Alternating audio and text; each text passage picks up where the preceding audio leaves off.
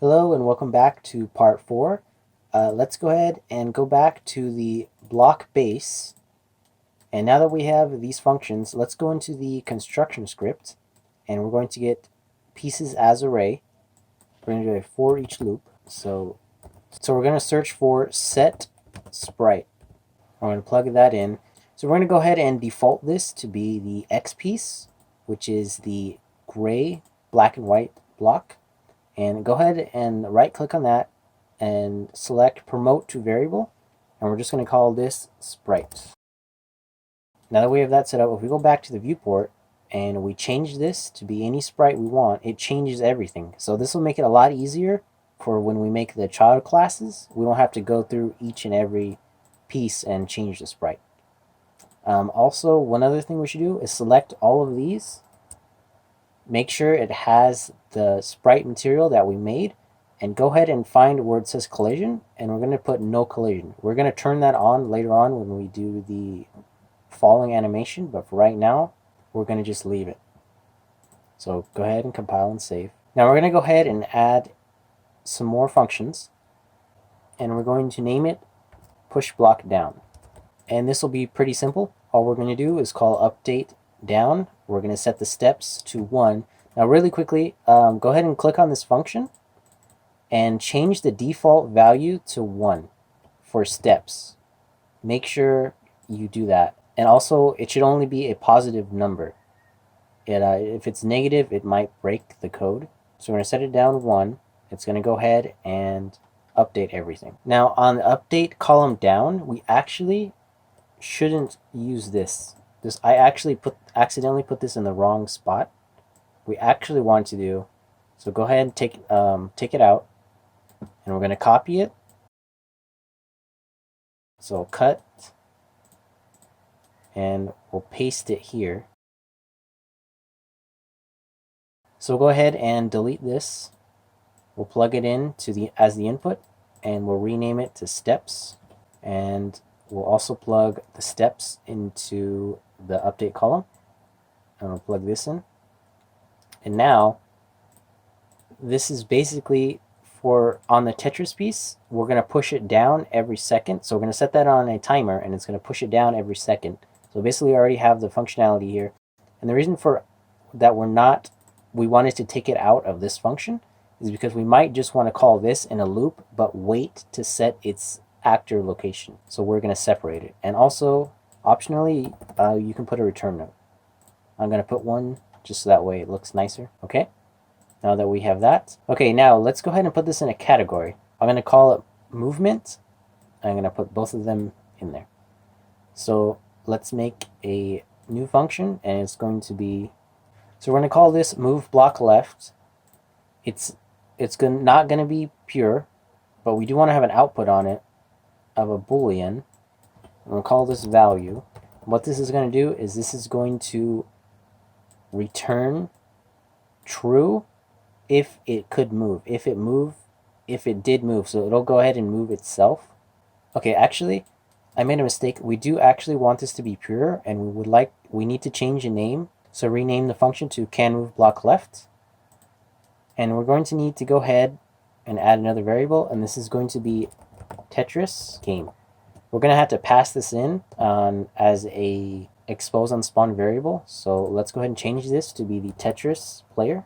So Tetris player object reference, instant editable, and expose on spawn. So go ahead and compile that.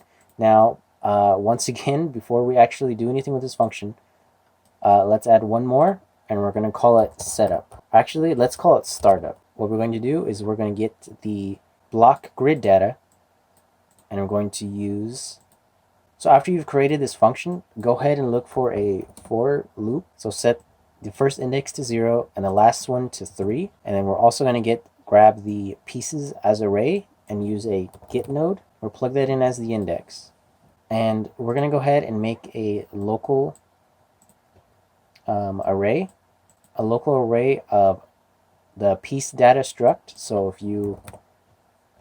if you get a copy and you break it, it should be the piece data, not the block data. That is a bit confusing. So go ahead and make that as a local variable, and we're going to use add And then we will take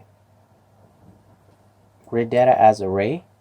We'll use another git copy. We'll also plug in the index to the git.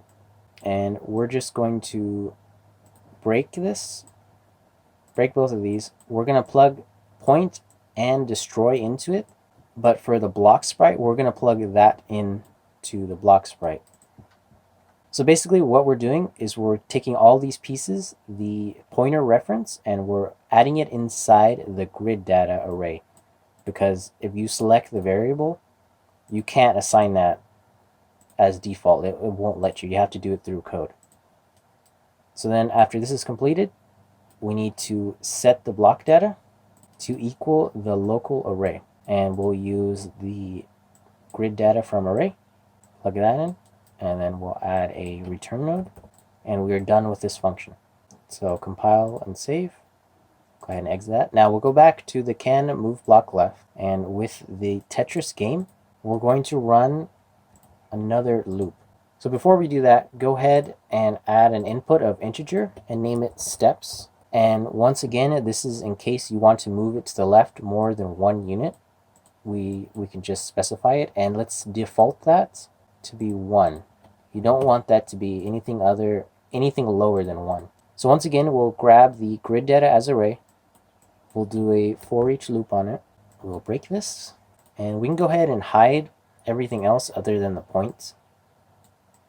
And what we're going to do with we're going to grab the Tetris game, and we're going to look for place filled. Go ahead and now we're going to run. Need to break that. We'll disconnect this, and we're going to take, since we're going to the left and we're on rows, which is from left to right, and if we're going to the left, we're subtracting. So we're going from 9 to 0. So we'll go ahead and take the rows and subtract it by how many steps. And before we can do that, we need to promote this to a local variable. So after you've done that, we'll go ahead and we'll just plug in steps subtracted, or a row subtracted by steps, how many steps over we want to check. So then we'll break this, we'll plug this into rows and columns into columns. And now we want to use a switch on place type. It'll be whatever you've called your enumeration. Go ahead and use that. Let's go ahead and clean this up a little bit. Now after you've cleaned it up, so the first thing is, if we're going to the left and that spot is empty, we can continue through the loop. If it's taken though, we want to return false. Now since we're only going to the left and we're not going down to the floor, we don't need to worry about this, but I will plug it in just to be safe. So you want to skip outside grid because we want to ignore that. Because when you first place the block, it'll be outside of the grid, and we want to ignore that. Now out of bounds though, we want to return false. So this will instantly terminate the function and it'll return false. We'll go ahead and add a return node, and we'll set it to true. And what's going on here is that, so if any one of the pieces either hits a taken block or will go out of bounds, we return false. But if not, we can return true, and we're done with this function. What we want to do is go ahead and duplicate it. So duplicate that, and we're going to change this to be right. Can move block right. And now the only thing we're going to change is we're just going to take the row, and switch it with an addition. And we are done with this function. And now let's go back to the Tetris player, and I'm going to delete some of these out. We don't need them right now. We're going to add a new function called add block. Now before we continue anything else, we want to add another boolean that's going to be called game over. And basically we want this so that way as soon as there's a game over, it won't add any more blocks. Everything is basically just going to stop. So we'll go ahead, we'll leave that at false, and we'll plug it in, and we'll go ahead and grab it, and we'll use the not boolean. So if it's not a game over, it'll be true if there's a game over. So that way we can just continue all of our logic through the true branch. We don't have to use false. So if it's not a game over, we're going to go to palette and drag in spawn actor from class. And we're going to look for the block base class. So when you create it, and if you try and compile it, you'll get an error. That's because you need to supply a transform. We're going to get to that in a second. But for the Tetris game, we need to plug in self. Okay, so after that, you need to click on this drop down and plug in owner. Now you want this to own it, so that way when we destroy it, the blocks that were spawned from this actor will also be destroyed. Now for spawn transform, let's go ahead and we're going to add another sprite component.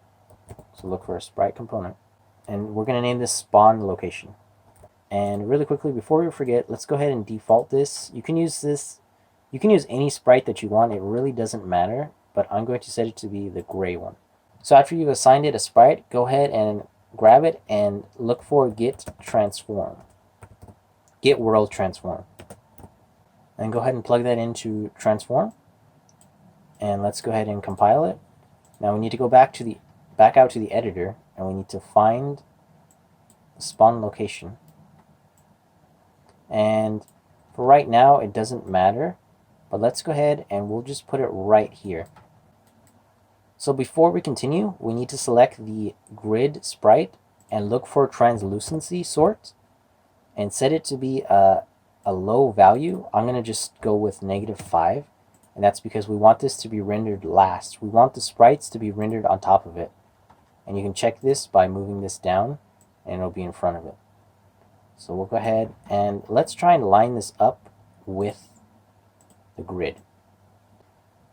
So with the spawn location, you're not going to be able to get it centered on the grid, and I used the same amount of rows and columns that the original Tetris game used, so that's just what I went with. And when we spawn the blocks, we will have a default location. We will have an offset on it to move it over a little bit to try and get it lined up. But for right now, we'll just leave it right here.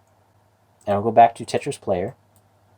And you've plugged in the transform. Now we are going to change this and add a little bit more in the future, but for right now, we're just going to have this. We will be coming back and changing it. But let's go ahead and promote this to a variable, and we'll call it current block. And now when we go into setup, for right now, we'll just plug in add block, compile, and if we press play, you'll see it at the very top. But however, nothing is happening, and that's because we're not telling it to do anything right now. Let's go ahead into the graphs and add a new graph and call it input. And we're going to go ahead and organize everything out. So we're going to have event graph, input, and then animation. So let's search for the move block left and the move block right. We need to go back to the base class, and we need to create two more functions. We need to create, but before we do that, actually, let's go ahead and rearrange this. And we'll leave startup how it is, but we will put both of these into movement. So let's create a function called push block left. So we'll go ahead and pull out the can move block left. We'll do a branch on that. And now for push block left, we need to return a Boolean, and we'll call it value. So if it can't move, just go ahead and return false. So go ahead and plug in steps to steps. And one more thing we need to do is we need to add an input and call it ignore. And we're going to leave it alone for right now, but we are going to be coming back to it later, and it's going to be when we rotate the block, we don't want it to check if there's anything there. We're going to ignore it. We're going to check it before we rotate it. So it's just, we don't really need it. So we'll go ahead and we'll leave it how it is for right now, but it'll be there for later. So if it can move to the left, then we need to get grid data as array, do a for each loop. And once again, let's go ahead and promote a local variable. We'll just call it array once again. And let's also promote both of these to local variables so we can keep it nice and clean. So after you've made those two variables, let's go back here and remove that, and we'll do add array. And then let's go ahead and find that update point function that we made. And since we're going to the left, we want to take the steps and we're going to multiply it by -1. And we're doing this so that way we can flip the value to be a negative, so that way instead of adding it, it subtracts it. And once we do the push block right, we won't have to do this step. We can just plug this straight in. But for right now, we'll go ahead and flip the steps, so that way it will subtract it. And by the way, let's set the default value on steps to be 1. So then after that's done, so set the block data to equal the array. And once again, we'll use our grid data from array. And then we need to do the set actor location. But let's go ahead and go back to push block down. And we're going to copy this. So that way we don't have to find all the nodes again. And we'll just paste it in. However, we do want to change this to be on the X. And we'll use the steps. And that looks good. We'll go ahead and compile and save. Now we'll go back to the Tetris player, and we'll get the current block, and we will call push block left. And we want it by 1 step. We need to select the actor and put auto receive input to player 0. One thing I forgot to do is we need to put a return node and default it to true. Okay, so after you've done that and plugged that in, if you press left, nothing's going to happen. And that's because we have to go back to the block base, and we have to set all these default values. Now for right now, I'll set A to be 9, just for testing purposes, and we'll go ahead and press play, and again, nothing is going to happen. And what's going on is we have to set all these values to be 9. So we compile and press play, it'll move, and it will go to a certain point, and then it'll stop. Now, these aren't the permanent values. These are just placeholders for the moment. So instead of pressing 9, instead of setting it to 9, I'm actually going to set it to 5. So that way we can also test the move right that we're going to implement. So now with everything set to 5, we'll be able to move it to the left a couple of times, and then the block will lock. Yeah, I'm not sure if I had this plugged in, but I don't think we're going to need it. We should go ahead and disconnect it. This is from the can move block left function. So go ahead and compile and save, and we'll go back to the Tetris player. And now that we have that set up, let's go ahead and we'll go to back to the block, and we'll go ahead and we'll duplicate push block left, and then we're going to make it push block right. And what we need to do is we need to switch this with can move block right, plug in the steps, and when we do this, we actually don't want to reverse it. We want it to add to it. So we'll leave that alone. And then instead of a subtraction function, we need an addition. So switch it with vector plus vector. Now go back to Tetris player and grab the current block, and we're going to look for push block right. Compile and save, and now we should be able to press right, and it will eventually stop, and we can go back and forth. So we already have that set up. Now let's go ahead and default the values to where the block is going to spawn. So go back to block, we'll add that into the scene. Let me grab the spawn block location. Let me switch this to be world coordinate, and then I'm going to copy it. So copy, I'm going to switch it back to relative, come to this one, and I'm going to paste it. So it'll be right there directly in the center. Now there is one more thing we need to add to the block before we continue, is we need to add another variable, and we're going to call it location offset, and we're going to change it to be a vector. Now we need to go back to the startup function, and we need to add one more thing. We're going to do set actor location. Then we're going to get the location offset, and we're going to add that to a get actor world location. And now we do have this defaulted to 0, so nothing is going to happen. So we need to go back to the Tetris player, go back to add block, and from the current block we need to call for startup. Unplug that in now. Nothing is going to change as of right now. So now that we have this in the scene and we're calling startup, so go ahead and create a function called update block fall, and we're going to get the current block. Well, first we're going to get the game over. We're going to make sure the game is not over. So make sure the game's not over. Make sure this is valid as well. We're going to call push block down, and we need to go back here and default it to be 1. And as of right now, nothing is going to happen. But if we go back to the event graph, and after we call add block, if we look for a timer by function name, check looping, and for right now, I'm going to set the time to be 0.1, I believe, and we'll go ahead and promote this to a variable, and we're going to call it fall timer. And for the function name, we need to plug in the update fall string name. So now if we compile and press play, you'll see that it falls pretty quickly. So I'm going to go ahead and turn that down. Or I'm going to set it to 0.5, a little faster or a little slower. So it should fall that fast. And you can go ahead and move to the left and to the right. The block will not go out of bounds. However, if you notice, the block will fall right through the floor and keep on going. So we're going to be implementing that in the next video. So in the next video, we'll come back and I will show you the default values for all of these that you have to set it to. It is a little bit, well, actually, it is very tedious to have to go through each block and set a default value, but that's just how the system is.